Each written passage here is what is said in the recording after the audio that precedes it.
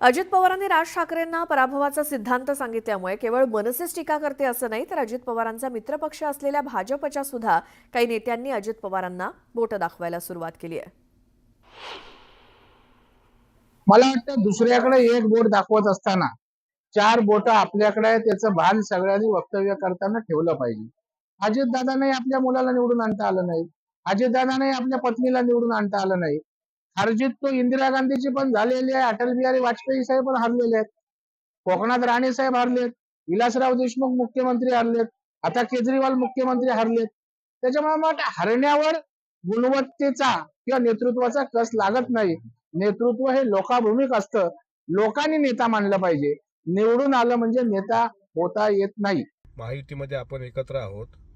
मनसेच्या लोकांनी तसं बोललं तर आम्ही समजून घेऊ शकतो, कारण मनसेच्या कार्यकर्त्यांचा मेंदूच गुडघ्यामध्ये आहे.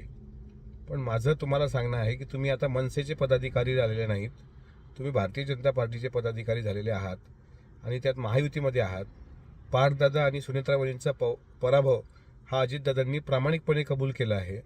मात्र ज्या 41 जागा आल्या त्या भाजपच्या पदराआड आल्या असं जे काही देशपांडे नावाचा मनसेचा प्रवक्ता बोलला आहे, ज्याची अवकात 13.5% मतं घेण्याची आहे, त्याच्या सुरात सूर मिसळून आपण अशा प्रकारचं जे काही वक्तव्य केलं हे महायुतीच्या अनुषंगाने अत्यंत निंदनीय आहे. राष्ट्रवादी काँग्रेस पक्षाचा एक प्रवक्ता या नात्याने मी तुमच्या या विधानाचा निषेध व्यक्त करतो. पुणे महानगरपालिकेच्या निवडणुकीआधी राष्ट्रवादी काँग्रेस कामाला लागली आहे. राष्ट्रवादी काँग्रेसच्या खासदार सुनेत्रा पवारांच्या नेतृत्वाखाली बैठक पार पडली.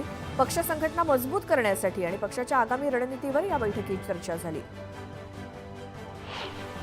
दुसऱ्याकडे बोट दाखवताना 4 बोटं आपल्याकडे असतात, याचं भान प्रत्येकानं ठेवलं पाहिजे. अजित पवारांना आपल्या मुलाला आणि पत्नीलाही निवडून आणता आलं नाही असा टोला प्रवीण दरेकरांनी अजित पवारांना लगावला. रायगड जिल्ह्यात भाजपनं शिवसेनेला धक्का दिला. जिल्हा संपर्क प्रमुख प्रकाश देसाई यांनी शेकडो समर्थकांसह भाजपात प्रवेश केला. आमदार सुरेश धस यांनी नाशिकच्या कपालेश्वर मंदिरात जाऊन महादेवाचं दर्शन घेतलं. संतोष देशमुख हत्या प्रकरणात लवकरात लवकर चार्जशीट दाखल करून ही केस फास्ट ट्रॅकवर चालवावी, या प्रकरणातील सर्व आरोपींना फासावर लटकवावं असं साकडं घातल्याचं धस यांनी बोलून दाखवलं. मनोज जरांगेचे तडीपार केलेल्या आरोपीचा आका आहेत. तडीपार केलेल्या आरोपींच्या पैशावरती जरांगेंचं आंदोलन चालतं असा गंभीर आरोप ओबीसी आंदोलक नवनाथ वाघमारे यांनी केला. मणिपूरचे मुख्यमंत्री एन बिरेन सिंह यांनी मुख्यमंत्रीपदाचा राजीनामा दिला. मणिपूरचे राज्यपाल अजय कुमार भल्ला यांच्याकडे एन बिरेन सिंह यांनी आपला राजीनामा सुपूर्द केला. विधानसभा निवडणुकीपूर्वी महायुती सरकारनं सोयाबीनला 6,000 रुपये हमीभाव देण्याचं आश्वासन दिलं होतं. मात्र सत्तेत आल्यानंतर महायुती शेतकऱ्यांकडे दुर्लक्ष करत असल्याचा आरोप काँग्रेस प्रवक्ते अतुल लोंढे यांनी केला.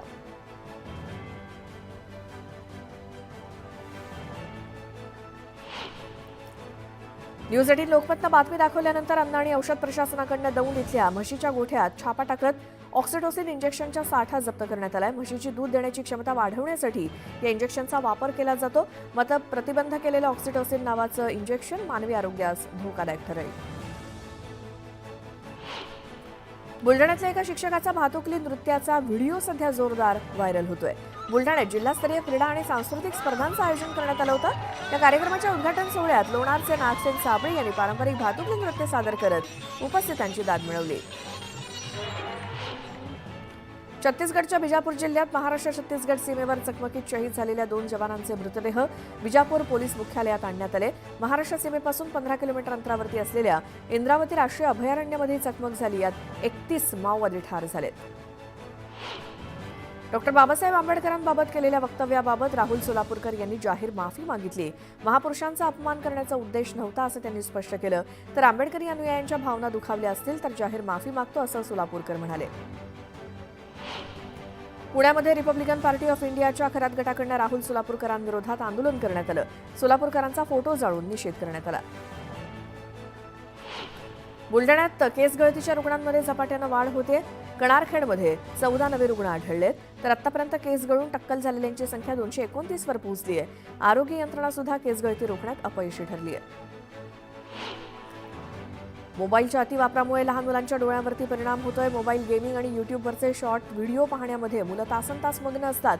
त्यामुळे 80% मुलांमध्ये डोळ्यांचे आजार उद्भवत आहेत. दृष्टीदोषाचं प्रमाण दिवसेंदिवस वाढत चाललंय, त्यामुळे पालकांनी मुलांना मोबाईलपासून दूर ठेवावं असं आवाहन तज्ज्ञांनी केलंय.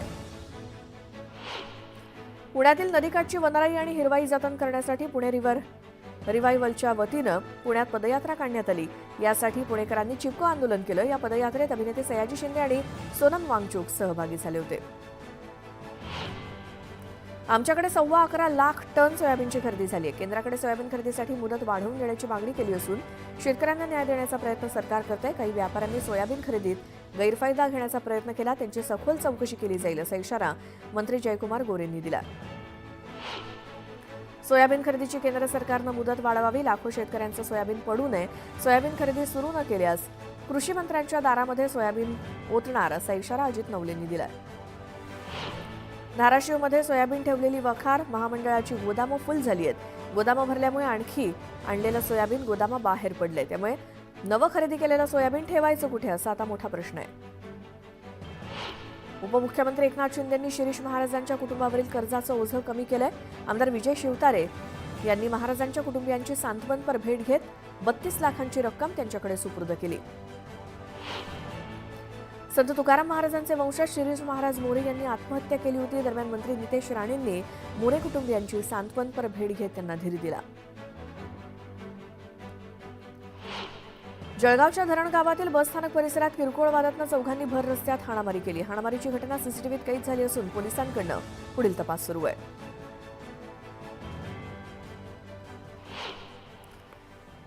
यावेळेला एक मोठी बातमी बघूयात. महाराष्ट्रातल्या राजकारणामध्ये सध्या उलथापालथ होताना दिसतेय. रत्नागिरीचा विचार करता ठाकरे गटाचे माजी आमदार राजन साळवी हे कमालीचे नाराज असून ते दुसऱ्या पक्षाच्या वाटेवर असल्याच्या चर्चा अनेक दिवसांपासून सुरू आहेत. राजन साळवी यांनी मात्र याला दुजोरा दिलेला नाही. मात्र ते एकनाथ शिंदेंच्या शिवसेनेत प्रवेश करणार असल्याची माहिती सूत्रांनी दिली आहे. तर पक्षप्रवेशासाठी आज अंतिम बैठक पार पडणार असून प्रवेशाची तारीख निश्चित केली जाईल असं सूत्रांकडून कळलंय.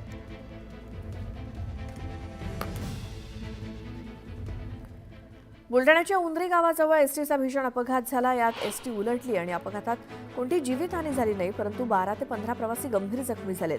जखमींना खामगावच्या शासकीय रुग्णालयात उपचारासाठी दाखल केलंय. महायुती सरकारनं 10 लाख 12वी आणि पदविकाधारक बेरोजगार तरुणांकरता लाडका भाऊ योजना जाहीर केली. या योजनेतील अनेक त्रुटींमुळे प्रत्यक्षात अवघ्या 11.69% म्हणजेच 1,16,950 बेरोजगार तरुणांनाच या योजनेचा लाभ घेता आलाय.